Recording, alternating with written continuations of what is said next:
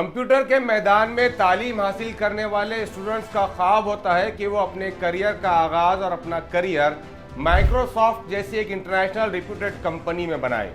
लेकिन शायद इन्हीं लाखों स्टूडेंट्स में कुछ ऐसे भी होते हैं जिन्हें अपने उसूलों के सामने किसी कंपनी की कोई अहमियत नहीं होती। एक तरफ जहां भारत में अंधभक्त इजराइल की हिमायत कर रहे हैं, वहीं इंसानियत नवाज भारत की एक बेटी वानिया अग्रवाल ऐसी है जिसने माइक्रोसॉफ्ट कंपनी की सालगिरह तकरीब में बिल गेट्स समेत तीनों अहम डायरेक्टर्स को चीख चीख कर कहा कि गाजा में मारे गए 50,000 शहरियों के आप कातिल हैं। आप ही की टेक्नोलॉजी का इस्तेमाल कर इजरायली आर्मी ने निहत्थे फलस्तीनियों को मारा है। शर्म आनी चाहिए आप तमाम को। आप सब फलस्तीनियों के खून पर सेलिब्रेशन कर रहे हैं। इतना कहना था कि सिक्योरिटी गार्ड्स ने वानिया अग्रवाल को कॉन्फ्रेंस हॉल से बाहर ले जाते हैं।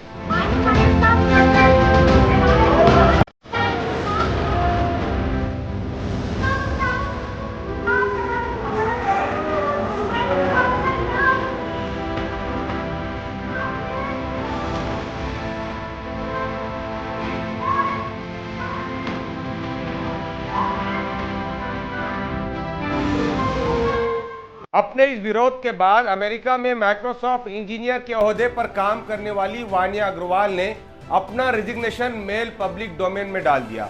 अपने रिजिग्नेशन में वानिया अग्रवाल लिखती है कि माइक्रोसॉफ्ट ने $133 मिलियन की डील इजरायली फौज के साथ की है।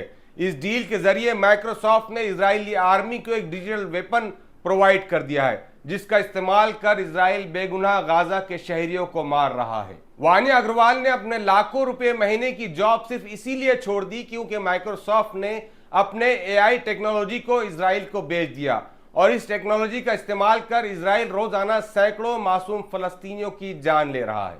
भारत की बेटी वानिया अग्रवाल की इस हिम्मत और हौसले को सलाम करने की जरूरत है। एक तरफ जहां बड़े बड़े हुक्मरान और बड़े बड़े देश इजराइल और अमेरिका के सामने घुटने टेकने पर मजबूर है, या चंद ऐसे हुक्मरान जो सिर्फ एक प्रपोजल पास करके इजराइल की मजम्मत करते हैं, वहीं वानिया अग्रवाल ने यह साबित कर दिया कि अगर हक के लिए आवाज उठाना है तो अमलन आवाज उठाना चाहिए। वानिया अग्रवाल के इस एहतजाज के बाद उसे कंपनी से निकाल तो दिया गया है, लेकिन साथ ही साथ वानिया अग्रवाल ने अपना रेजिग्नेशन भी कंपनी को दे दिया है। आइए अब बात करते हैं ऐसी ही एक दूसरी लड़की की। बेहिसी के इस दौर में जहां 56 मुस्लिम देशों के बावजूद सिर्फ इजराइल के खिलाफ प्रपोजल पास करके उसके हमलों की निंदा की जाती है, मजम्मत की जाती है, किसी देश की तरफ से आज तक कोई अमली इकदाम सामने नहीं आए, वहीं मराकश की रहने वाली इब्तिहाल तमाम मुस्लिम देशों के जिम्मेदारान पर जोरदार तमाचा लगाती है। अमेरिका के वाशिंगटन डीसी में मौजूद एक बड़े शानदार कॉन्फ्रेंस हॉल में जहां माइक्रोसॉफ्ट अपनी 50वीं सालगिरह मना रहा था, वहीं इब्तिहाल इस कॉन्फ्रेंस हॉल में स्टेज के करीब आती है और कहती है, मुस्तफ़ा तुम्हें शर्म आनी चाहिए। गजा के मासूम शहरियों के कत्ल के जिम्मेदार तुम और तुम्हारी कंपनी भी उतनी ही है जितना कि इसराइल, क्योंकि तुमने इसराइल को निहत्थे फलस्तीनियों को मारने के लिए एआई टेक्नोलॉजी बेच दी है। तुमने अपने बिजनेस के लिए मासूम जानों का सौदा किया। Shame on you! 50,000 people have died, and Microsoft powers this genocide in our region. Thank you for your process. I hear you. You're serious. I mean, know about this, Mustafa. I a hear your war process. Thank you. Shame on you! You are a war profiteer. I hear you. Stop Thank using you. AI for genocide, Mustafa. Stop using AI for genocide in our region. ये कहना था Harvard से पढ़ाई कर चुकी और Microsoft company में programme engineer के ओहदे पर काम करने वाली इब्तिहाल का। जिस आलिशान कॉन्फ्रेंस हॉल में माइक्रोसॉफ्ट कंपनी अपनी 50वीं सालगिरह मना रही थी, इसी सालगिरह के एक सेशन में कंपनी के मालिक बिल गेट्स भी मौजूद थे। साथ ही स्टेज पर माइक्रोसॉफ्ट कंपनी के एआई सेक्शन के सीईओ मुस्तफ़ा सुलेमान एआई के मुस्बत इस्तेमाल की खूबियां बयान कर रहा था कि इसी दौरान इब्तिहाल स्टेज के करीब पहुंच जाती है और मुस्तफ़ा से मुखातिब होकर कहती है कि मुस्तफ़ा तुम्हें शर्म आनी चाहिए। तुम और तुम्हारी कंपनी गजा के 50,000 शहरियों के कत्ल में इजराइल के साथ साथ बराबर के जिम्मेदार है। आपको बता दें कि भारत की वानिया अग्रवाल की तरह मराकश की इब्तिहाल भी माइक्रोसॉफ्ट कंपनी में बतौर इंजीनियर, प्रोग्राम इंजीनियर काम कर रही थी।